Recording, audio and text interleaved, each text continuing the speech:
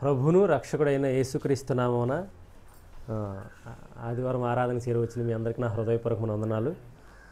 మన వాక్యానికి సహాయకరంగా మొన్నటిదే అదే ఇది గత రెండు వారాలుగా చెప్తుంది. ఇది 3వ వారం.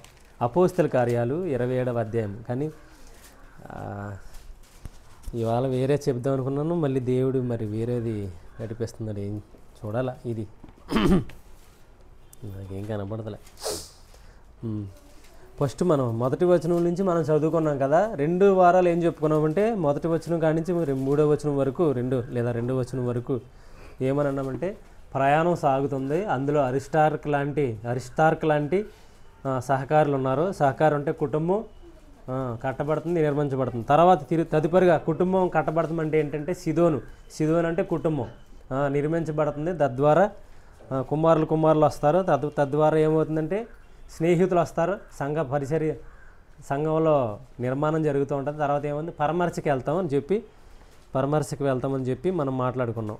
తర్వాత ఏమవుతుంది, ప్రాంతాలకి ఈ వాక్యం మన ద్వారా ప్రాంతాలకి విస్తరిస్తుంది. ఎందుకంటే లూదియా అనే పేరు ఆవిడ ఒక ప్రాంతాన్ని రక్షించుకుంది.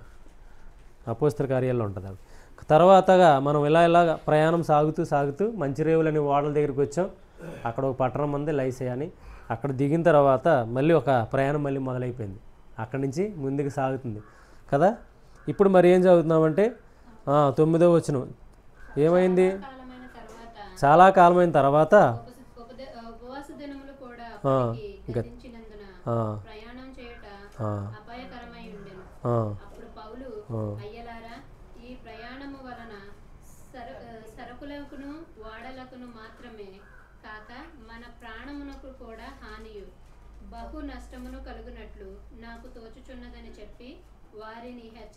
చాలు. అయితే ఇప్పుడు ఈ ప్రయాణం సాగుతూ ఉండగా, ఈ కుటుంబాలు కడుతూ ఉండగా, ఈ సంఘం నిర్మించబడుతూ ఉండగా ఇంకా ఎక్కడ ఉందంటే కొన్ని అవసరాలు కూడా ఉన్నాయి. ఏంటి, ఇదే ఇందాక మనం చదువుకున్నాం. ఏమని, ఇతర ప్రాంతాల్లో కూడా సువార్త ప్రకటించాలంటే ఏం చేయాలంట. అప్పటికి ఏం గడిచిపోయిందంటే వీళ్ళకి చాలా కాలమైన తర్వాత ఉపవాస దినము కూడా గడిచిపోయింది. ఉపవాస దినం అంటే ఏంటంటారో పాత నిబంధనలో మనకు తెలుసు కదా. లేవియా కాండం 23వ అధ్యాయము, పాత నిబంధన లేవియా కాండం 23వ అధ్యాయము 27వ వచనం చదివితే మనకు అర్థమైంది. 101 పేజ్ నెంబర్ పాత నిబంధన.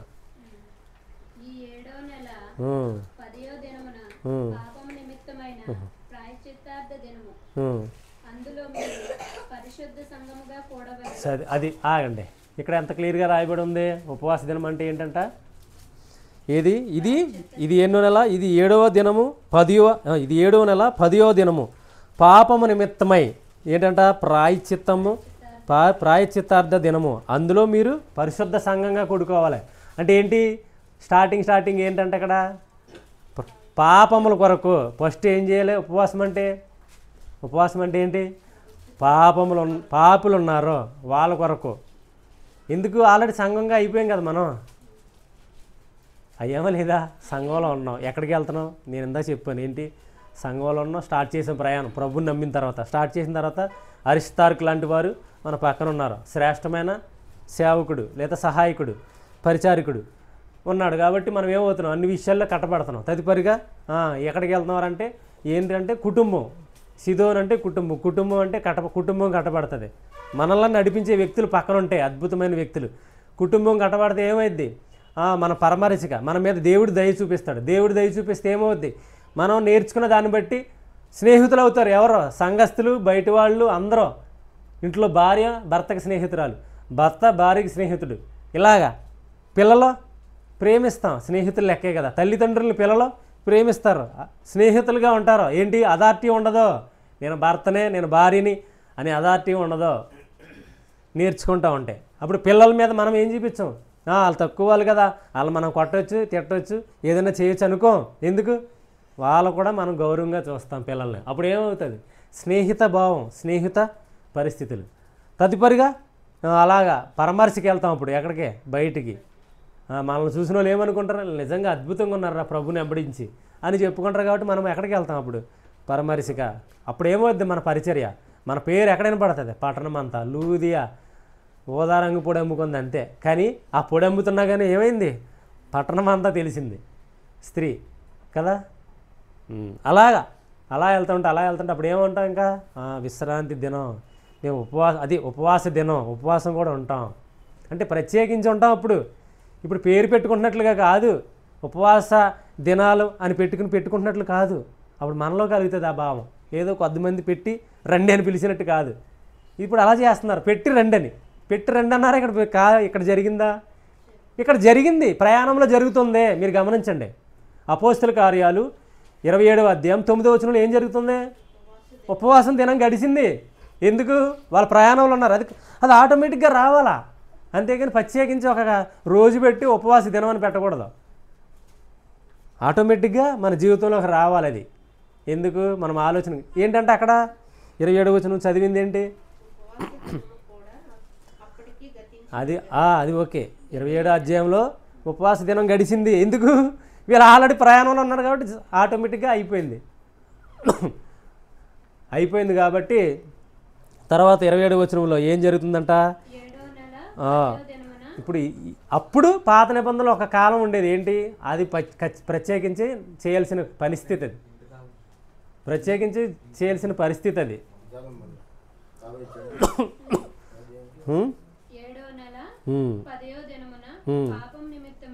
ప్రాయశ్చిత్తార్థ దినము. అది ఏంటి? అది దేవుడు ఏర్పరచుకున్న దినం. అంటే ఏంటి? అది వాళ్ళు చేస్తానన్నప్పుడు. అది ఏది? నిర్గమాకాండంలో 19వ అధ్యాయంలో 8వ వచనంలో వాళ్ళు చేస్తానన్న తర్వాత వచ్చిన ఏర్పాటు చేసిన దినం ఇది. అంతేగాని అంతకుముందు లేదు. ఎందుకు? అంతకుముందు ఉందంటారా? ఎక్కడ? స్టార్టింగ్ నుంచి ఆదాము హవ్వల కాడి నుంచి లేదు. ఎక్కడ వరకు లేదు? ఎక్కడ వరకు లేదు. స్టార్టింగ్ నుంచి ఎక్కడ వరకు లేదు ఈ స్టోరీ. లేవియా కాండంలో వచ్చేంతవరకు ఈ ఉపవాస దినం లేదు. అంతకుముందు ఎలా ఉన్నారు? అద్భుతంగా వాళ్ళ జీవితాల్లో అవి జరుగుతున్నాయి. ఎందుకంటే ఎవరు వచ్చారు తర్వాత? నోవాహు వచ్చాడు. నోవాహులో నుంచి ఎవరు వచ్చారు? అబ్రహాం వచ్చాడు. అబ్రహాంలో నుంచి ఇసాకు వచ్చాడు. ఇసాకు నుంచి యాకోబు వచ్చాడు. యాకోబు నుంచి 12 గోత్రకులు వచ్చారు. 12 గోత్రకులు వచ్చిన తర్వాత వాళ్ళందరూ వెళ్ళిపోయిన తర్వాత ఏసేబుతో సహా అందరూ ఏసేబునైనను అని పరిచయను ఎరగని తర్వాత ఎవరు వచ్చారు? ఇశ్రాయేలు 2వ తరం. లేదా అని వాళ్ళ తర్వాత తరం వచ్చిన తర్వాత అప్పుడు మేమైతే ఏదైతే చేస్తామన్నారో ఓకే వెరీ గుడ్, మీరు చేస్తారు కదా, ఇక్కడ నుంచి మీరు దీన్ని జ్ఞాపకం చేసుకోండి అని అప్పుడు మొదలైంది. విశ్రాంతి దినం అంటే ఉపవాస దినం అంటే ఏంటంటే పాపములు జ్ఞాపకం చేసుకుంటా. ఏంటి పాపం? చూడండి, యోహాను రాసిన మొదటి పత్రిక 3వ అధ్యాయము పేజీ నెంబర్ వచ్చి 222. క్రొత్త నిబంధనలో 3 రెళ్ళు 222 పేజీ నెంబరు.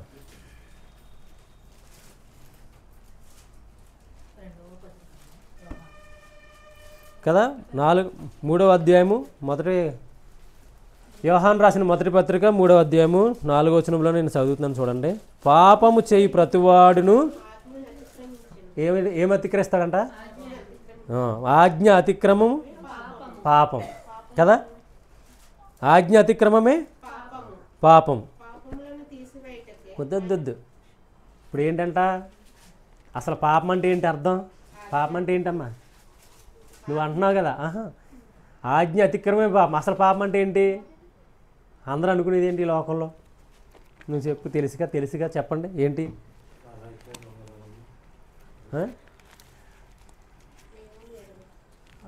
అసలు ఏవి కాదు ఇవేవి. మందు తాగడం పాపం, సిగరెట్ తాగడం పాపం, కైనీ తినడం పాపం, ఇవన్నీ పాపం అంటున్నారు కదా. అసలు అది కాదు. దేవుని మాట వినకపోవడం పాపం. నువ్వు అది విన్నావు అనుకో ఇవన్నీ మానేస్తావు. మరి అక్కడ ఏమి రాయబడి ఉంది? ఆజ్ఞ అంటే ఏంటి? దేవుని మాట వినకపోవడం. రోమిలికి రాసిన మొదటి పత్రిక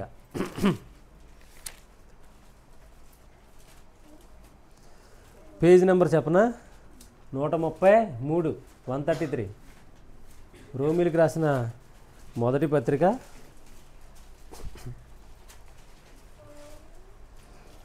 మొదటి అధ్యాయము మొదటి పత్రిక అన్నాను చూడు. రోమిలికి రాసిన పత్రిక మొదటి అధ్యాయము 18వ వచనం. ఆ, సత్యమును అడ్డగించు ఆ, మనుషుల యొక్క సమస్త భక్తిహీనత మీదను ఆ, దుర్నీతి మీదను ఆ, దేవుని కోపము ఆ. పరలోకము నుండి బయలుపరచబడుచున్నది. క్లియర్గా చదివారా? ఎంత అద్భుతంగా ఉంది అక్కడ. దుర్నీతి చేత సత్యమును అడ్డగించి అంటే ఏంటి ఇది? సత్యం అంటే ఏంటి? అదే దేవుని మాట. సత్యం ఎవరో?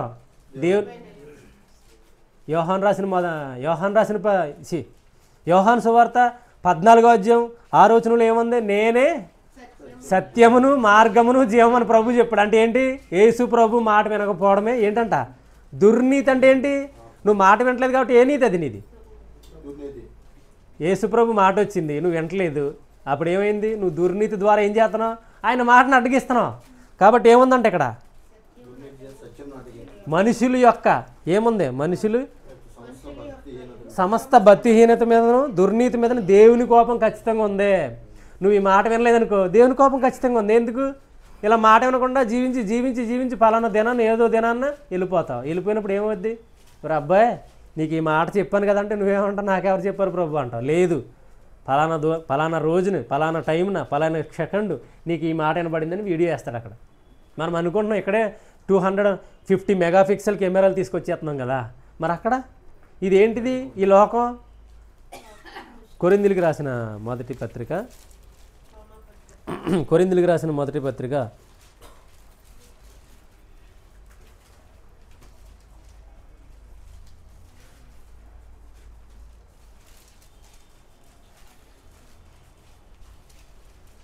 10 ఇక్కడ ఇది లోక జ్ఞానమును ఏమన్నాడు? వెర్రితనంగా చేసి ఉండో. మొదటి అధ్యాయము 29లో చూడండి ఉంది. ఈ లోక జ్ఞానం దేవుడు వెర్రితనంగా ఏం చేశాడంట? ఈ లోక జ్ఞానమునే దేవుడు వెర్రితనంగా చేసి ఉన్నాడు కదా. ఏది? మొదటి కొరింథీయులకు రాసిన మొదటి పత్రిక మొదటి అధ్యాయము 29వ వచనంలో ఈ లోక జ్ఞానాన్ని ఏం చేశాడు? దేవుడు వెర్రితనముగా, వెర్రివారిగా కాదు వెర్రితనంగా చేశాడు. అంటే ఏంటి? లోకం ఏం చేశాడంట? దేవుడి జ్ఞానం ద్వారా లోకాన్ని వెర్రితనంగా చేశాడంటే దేవుడి జ్ఞానం ఏంటి? దేవుని జ్ఞానం. లోకం ఏమైందంట? వెర్రితనంగా ఉంది. లోక జ్ఞానాన్ని దేవుడు వెర్రితనంగా చేశాడు. మరి ఈ లోకంలో మనకు జ్ఞానం అనుకుంటుంటే మరి దేవుని జ్ఞానం ఎలా ఉంటుంది? దీన్ని ఎలా అనుకుంటున్నాడు ప్రభు? వెర్రితనంగా చూస్తున్నాడు. మరి దేవుని జ్ఞానం ఇంకెంత గొప్పగా ఉంటుంది? ఇక్కడే మనం అద్భుతంగా ఇవన్నీ కనిపెట్టేస్తున్నాం కదా వెర్రితనంగా ఉన్న దాంట్లో. మరి దేవుని జ్ఞానం ఇంకెంత బాగుంటుంది? అందుకే ఈ లోక జ్ఞానాన్ని దేవుడు ఎలా చేశాడంటే వెర్రితనంగా చేసి ఉన్నాడు. లేదా ఎందుకమ్మా తిరుగుతున్నావు? వెర్రితనంగా చేసి ఉన్నాడు.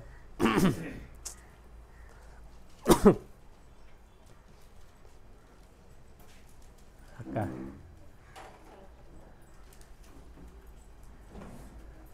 అయితే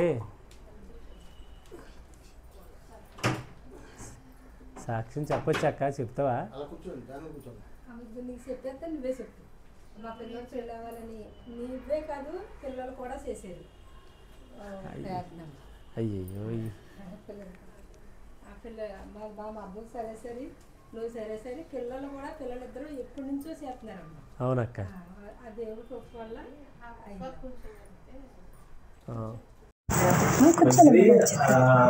వాస్తవంగా వాక్యానికి అడ్డంగా వచ్చినా పర్లేదు, కానీ దేవుని ప్రేమ బట్టి అక్క మరి కింద ఉంటారు. వాళ్ళు ఎన్నో ఇబ్బందులు, ఒకటి కాదు రెండు కాదు, అనేకమైన ఇబ్బందుల నుంచి ప్రభు తప్పించాడు. మాత్రమే కాదు, వాళ్ళకి అనేకమైన ఏ కార్యాలు అయితే ఆ కార్యాలు జరిగించాడు ప్రభు. ప్రతి కార్యం నుంచి ప్రతి చిక్కుముడి ఎలాగా పేతురు యోహాను వీళ్ళందరూ ఏం చేస్తున్నారు? యేసు ప్రభు వెళ్ళేటప్పటికి మార్క్స్ వార్త మొదటి అధ్యాయము ఫస్ట్ పారాగ్రాఫ్లో ఏముందంటే ఈయన వెళ్ళేటప్పటికి ఏమైంది? వీళ్ళందరూ ఏం చేస్తున్నారు? వాళ్ళని బాగు చేసుకుంటున్నారు. వాళ్ళని బాగు చేసుకునే పని మీది కాదు, నన్ను రండి, నన్ను వెంబడించండి, మిమ్మల్ని మనుషులు పట్టి జాలరగా చేస్తానన్నప్పుడు ఏమైంది? చిక్కుముడి, ప్రతి చిక్కుముడి. వాళ్ళంటే ఏంటి? చిక్కుముడి. ప్రతి చిక్కుముడి ఎవరు ఇప్పుతున్నారు? మీరు ఇప్పుకుంటే వాళ్ళంటే ఎన్ని ముళ్ళు ఉంటాయి, అవన్నీ మీరు ఇప్పలేరురా బాబు, ఈ టైం అయిపోద్ది మీది, నేను ఇప్పుతాను, అది ఆ పని నాకు అప్పచెప్పండి, మీరు మనుషులను పట్టి జాలర్లుగా రండి అని చెప్తే వాళ్ళ వెంటనే వదిలేసి వచ్చారు. అలాగా ప్రతి చిక్కుముడి ప్రతి చిక్కుముడి ప్రభు ఇప్పాడు. అద్భుతంగా నేడు వాళ్ళ అబ్బాయి విషయంలో కూడా అద్భుతమైన కార్యం జరిగించి మ్యారేజ్ జరిగించి ఇప్పుడు ఆనందంగా అసలు ఎంతో ఇబ్బందికరంగా నీరసంగా కూడా ఉండేది అక్క. అసలు ఒక దిగనం అయితే చూడలేకపోయేవాళ్ళు ముఖం కానీ ఆవిడ పరిస్థితి కానీ ఏమీ చూడలేకపోయాం. కానీ ఇప్పుడు తర్వాత కుమారుడి మ్యారేజ్ కూడా అయిపోవడం అయింది. మొన్న ఎన్నో తారీఖు అక్క? 26వ తారీఖున మ్యారేజ్ కూడా అయింది. పర్లేదు, అన్నీ ఒక దాంట్లో కాదు, ఒకటి కొన్ని అద్భుతమైన విషయాలు ప్రభు అక్క జీవితంలో చేశాడు. ఆ అక్క మరి మనల్ని ప్రేమించి ఆ ప్రభుని మాట వెంటనే కాకుండా ప్రేమించి సేవకుడిగా మరి ఈ ధనాన్ని కూడా ఈ కానుకను కూడా తీసుకొచ్చి మనకి ఇచ్చింది. మాత్రమే కాదు, సాక్ష్యం మనల్ని చెప్పమంది. దేవుడు అక్కనే కుటుంబాన్ని, అలాగే మరి ఉమామహేశ్వరరావు గారిని, వాళ్ళ ఫ్యామిలీని ఇంకా ఎక్కువగా దీవించి ఆశీర్వదించి, అలాగే ఆ బావగారు మరి ఉద్యోగాన్ని అన్నిటిని, ఆ కుటుంబాన్ని అంతటిని, మరి ఆ పాపని, వాళ్ళ అల్లుడి గారిని, కుటుంబాన్ని కూడా దీవించి ఆశీర్వదించిన కాక. ఆమె వందలక్క చేద్దాం. తర్వాత ఇప్పుడు మనం ఎక్కడికి వెళ్ళాం?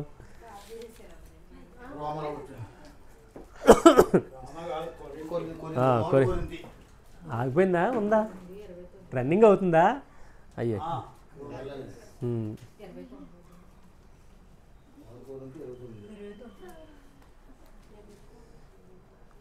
మళ్ళీ చూడు, మళ్ళీ చెప్తున్నాడు 29, 20 మర్చిపోయి 29 అంటున్నాను. నాకు సరే ఇంకా కనపడతాను. 20 వచ్చినవులో సారీ, మన్నించండి.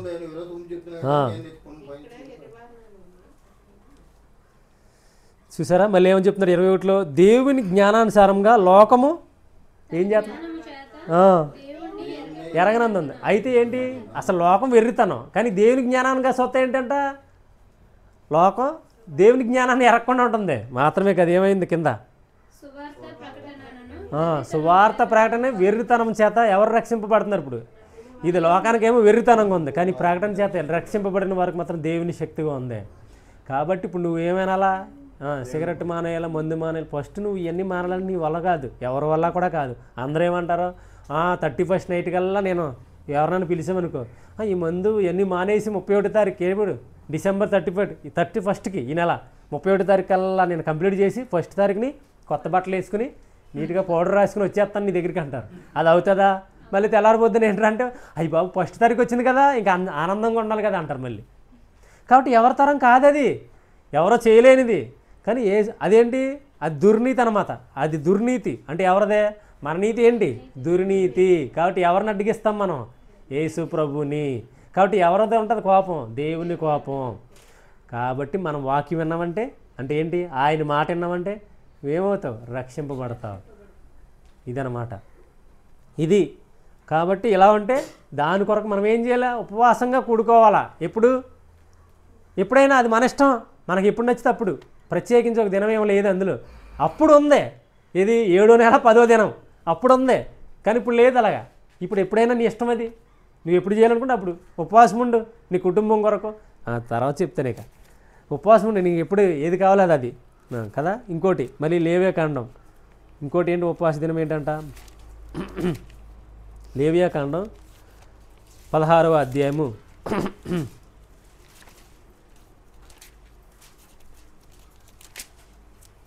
16వ అధ్యాయము ఇది 29 ఇందాక ఈ చేతిలో ఎక్కడ పెట్టాము? ఇది మీకు నిత్యమైన కట్టడ, స్వదేశులు గాని మీ మధ్య నుండి పరదేశులు గాని మీరందరూ 7వ నెల 10వ నాడు ఏ పని అయినను చెయ్యక మిమ్మును మీరు దుఃఖపరచుకొనవలెను కదా. ఇది ఏంటంట? ఇది అదే, ఇది ఉపవాసమే. ఏంటి? ఏ పని చేయకూడదో, ఏమి తినకూడదో, ఏం చేయాలా? మనల్ని మనం దుఃఖపరుచుకోవాలి. అప్పుడు ఎందుకు? దేని గురించి అంట? ఎవరి గురించి? ఇక్కడ రాశాడుగా, ఇది నిత్యమైన కట్టడ, స్వదేశులు కానీ మీ పరదేశులు కానీ మీరందరూ. అది స్వదేశులు కూడా ఉన్నారు మన దగ్గర, పరదేశులు కూడా ఉన్నారు. వీళ్ళందరినీ ఏం చేయాలా? ప్రభువులోకి నడిపించాలా. అప్పుడు ఏం చేయాలా? దుఃఖపరుచుకోవాలా. అంటే ఏంటి? ఏడవాలా.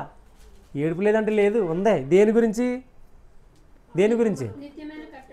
ఎందుకు? ఇది నిత్యమైన కట్టడ కాదు, పరదేశుల కొరకు, విదేశీయుల కొరకు. అంటే ఏంటి?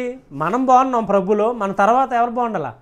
పరదేశులు, విదేశీయులు. అంటే మన పక్కన వారు అందరూ బాగుండాలా, అందరూ కూడా ప్రభువుని తెలుసుకోవాలా, అందరూ ప్రభువులో ఆనందించాలా. కాబట్టి ఏం చేయాలా? మనల్ని మనం దుఃఖపరుచుకోవాలా, ఇది ఉపవాసం. అది కదా, పరుచుకున్నారా చూడండి.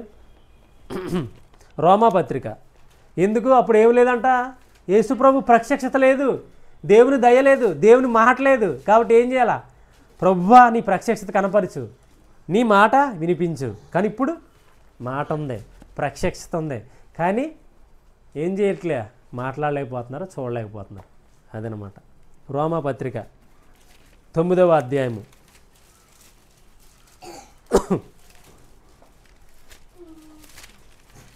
రోమాపత్రిక 9వ అధ్యాయము మొదటి వచనం చదవండి. కదా, ఎవరికంటే ఇది, ఎవరో అసలు మాట్లాడుతుంది ఎవరో, అయ్యి బాబు పౌలు గారు ఏం తెలుసుకుంటున్నారు అసలు. అపోస్తులు ఇప్పుడు రోమాకు రాసింది ఎవరో, పౌలే కదా. రోమపత్రిక రాసింది ఎవరో, పౌలు గారు. పౌలు గారు ఏమంటున్నారు ఇక్కడ,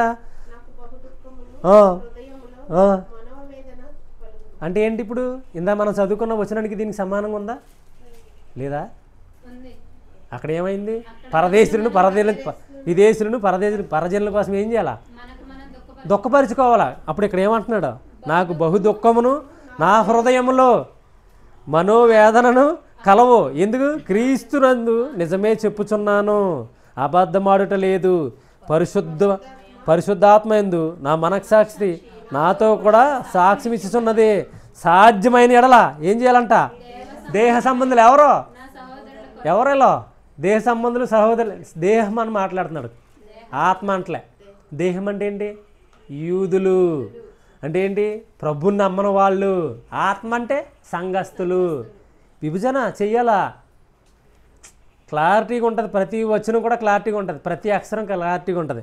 ఏమంటున్నాడు చూడు, ఎంత అద్భుతంగా మాట్లాడుతున్నాడు. నా దేహ సంబంధుల కొరకు ఏం చేయాలనుకుంటున్నాడు, నా సహోదరుల కొరకు క్రీస్తులో నుండి అవసరమైతే నేనేం చేయాలా, అసలు నేను అన్నీ పోగొట్టేసుకోవాలా, క్రీస్తులో నుండి వేరైపోవాలా, శాపగ్రస్తుని అయిపోవాలా, శాపగ్రస్తుడిని అయిపోతాను. అంటే ఏంటి అసలు, ఎంత నిజంగా పౌలు గారు ఈరోజు ఎవరన్నా అవుతారు అలాగా, కోట్లు సంపాదించుకుంటున్నారు కదా, కోట్లు లేకుండా బయటకు రావట్లే, ఎవరు అవుతారు ఇలాగా? ఆనాడు ఎలాగొన్నాడు సేవకుడు, ఆనాడు ఎలాగొన్నాడు పరిచారికుడు, అద్భుతమైన పరిచారికుడు పౌలు గారు. అన్యజనులకి ఈ కొన్ని వచనాలంట చదవడానికి తెలియక విహీనులు అపార్థం చేసుకుంటున్నారంట. పేతురు రాశారు పౌలు గారి గురించి కొన్ని వచనాలు. పౌలు రాసిన జ్ఞానంతో ఏం చేశారు, విహీనులు పాడు చేస్తున్నారు. ఏది చెప్పడం సరిగ్గా రాక, విభజన లేక పాడు చేస్తున్నారు లేఖనాలని. ఏమైపోతున్నాడు ఈయన, నా సహోదరుల కొరకు, నా దేహ సంబంధాల కొరకు నేను క్రీస్తులో నుండి వేరైపోతా అంటే శాపగ్రస్తుడిని అయిపోతా, దానికి కూడా ఇష్టమే. నిజంగా ఎలాంటి తత్వంలో ఉన్నాడు పౌలు గారు, ఎలాంటి తత్వంలో ఉన్నాడు, ఎలాంటి ఆలోచన చేస్తున్నాడు, ఎలాంటి పరిస్థితులు గుండా పౌలు వెళ్తున్నాడు. ఎందుకు, నేను పౌలు ఏమని చెప్తున్నాడు, నేను క్రీస్తుతో కూడా సిలువ వేయబడడానికి రెడీగా ఉన్నాను. అంటే నేను క్రీస్తుని వెంబడిస్తాను, నన్ను మీరు వెంబడించండి. నేను ఏం చేస్తున్నాను, సిలువ వేయబడిన యేసు ప్రభుని తప్ప మరి ఏది కూడా మీ మధ్యన ఎరగను. ఇక్కడ ఏమంటారు, దయ్యాలు నిలబడతాను రండి అంటారు. ప్రభు పౌలు ఏమన్నాడా, సిలువ వేయబడిన యేసు ప్రభుని తప్పితే మీరు ఏది కూడా ఎరగను. కొరింథీయులకు రాసిన మొదటి పత్రికలో ఉంది. నాకేంటి వాక్చాతుర్యం లేదు, 2వ అధ్యాయంలో ఉంది. కొరింథీయులకు రాసిన మొదటి పత్రిక 2వ అధ్యాయంలో కూడా ఉంది. వాక్చాతుర్యం కానీ జ్ఞాన అతిశయం కానీ ఏది వినియోగపరచను, నేను సిలువ వేయబడిన యేసు ప్రభునే ప్రకటిస్తున్నాను అని అద్భుతంగా చెప్తున్నాడు. ఇప్పుడు ఏంటి, ఆ జ్ఞానం వాక్చాతుర్యం కావాలా, మాట తత్వమే, వాక్యం వద్దు. జ్ఞానం ఏంటి, నేను ఏది చేస్తున్నాను, నా దగ్గరికి రండి ఇదే వద్దు, నా దగ్గరికి రండి ఇదే వద్దు, నేను ఇది ఇస్తాను, కచ్చీపు ఇస్తాను, నూనె ఇస్తాను, డబ్బా ఇస్తాను, ఇవి ఇస్తాను. యేసుప్రభుని మాత్రం ఏమన్నావు, ఎందుకు నీకు తెలియదు కదా యేసుప్రభు ఏంటో, మరి అన్నీ ఇస్తావు నువ్వు. ఇవన్నిటిలో నీకు అవకాశం ఏముంది, జ్ఞానం ఉంది, కానీ యేసుప్రభులో నీకు లేదు జ్ఞానం. యేసుప్రభులో జ్ఞానం లేకపోతే ప్రయోజనమే ఉంది, అన్నిటిలో ఉంటే ప్రయోజనమే ఉంది. నువ్వు నీ కచ్చీపు ఇవన్నీ ఏం చేసుకోవాలి, క్యాలెండర్ అవే ఎవరికి కావాలా, అవి మన గుళ్ళోనే అవి వాడుతుంటేనే పోతాయి, నెక్స్ట్ ఇయర్కి పోతాయి. తర్వాత రోజుకి ఆ క్యాలెండర్ రోజు పనిచేయదు. ఇదివరకు సింపు పడేసేవారు క్యాలెండర్లు, ఎప్పటికప్పుడు సింపు పక్కన పడేసేవారు, ఏ రోజుకి ఆ రోజు పీక్కునేవారు. ఇప్పుడంటే అన్నీ ఒకే నెల అంతా వస్తుంది, కానీ అప్పట్లో ఏ రోజుకి ఆ రోజు డేటు వాడకంతో పోయేది కదా. కచ్చిపు ఏం చేసుకుంటాం, వాడితే పోద్ది. నువ్వేం చేస్తాం, వాడితే పోద్ది. కానీ యేసు ప్రభు మనలో ఉంటాడు, మనతో ఉంటాడు. మనల్ని నడిపిస్తాడు చేయి పట్టుకుని. ఇబ్బందులు గుండా వెళ్తుంటే తప్పిస్తాడు కదా. ఇవి కావాలి మనకి. అప్పుడు ఏ నుంచి అవుద్ది, అది అన్నమాట ఉపవాసం అంటే. ఇది కదా ఉపవాసం అంటే. Very good. ఎంత నిజంగా ఈ మాటలు చూసారా, చదివారా, ఎంత అద్భుతంగా ఉందో. పౌలు ఏం మాట్లాడుతున్నాడో. అవసరమైతే మరి ఇప్పుడు ఎవరు అలా చేస్తారా, సాక్రిఫైస్ చేయగలుగుతారు ఎవరన్నా? ఏది కొంచెం నీకు అబ్బాయి నీకు ప్రభుని నమ్ముకుంటే రేషన్ కార్డు తీసేస్తానంటే ఇది పారిపోతారు. ఇప్పుడు అలా ఉన్నారు బోలెంది మంది. ఇప్పుడు ఎంత అద్భుతంగా చెప్తున్నాడు. అవసరమైతే నాకు ఎంత బాధ ఉందో, నా దుఃఖం నేను చెప్తున్నాను. ఏంటి ఇది నిజంగా పరిశుద్ధాత్మ ద్వారా నేను మాట్లాడుతున్నాను. నా మనస్సాక్షి కూడా చెప్తుంది, సాక్ష్యం ఇస్తుంది. నేను ఒక్కడే మాట్లాడుకుంటలే.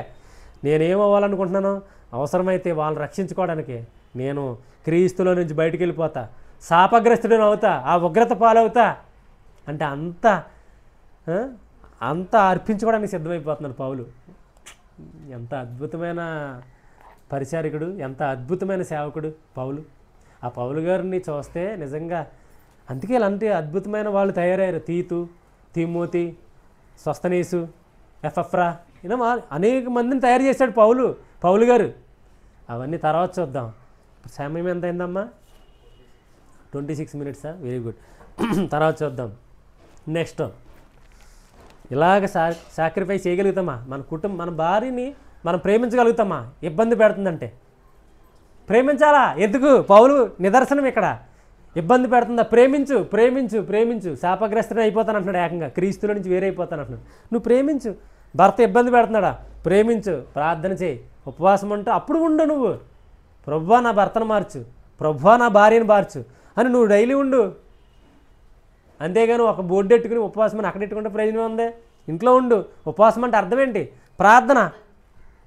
ఉపవాసం అంటే వాక్యం కాదు, ప్రార్థన చేయాలి. ప్రార్థనలో గడపాలా ఉపవాసం. నీ భర్త కొరకు, నీ భార్య కొరకు. ఇంకోళ్ళు ఎవరున్నారు చూడండి. సమూయేలు గ్రంథం 2వ సమూయేలు గ్రంథం 12వ అధ్యాయము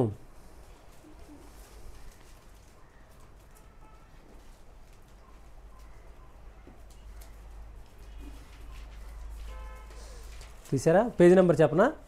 261 పాత నిబంధన. తీసారా చెప్పనా? 12వ అధ్యాయము 16వ వచనం.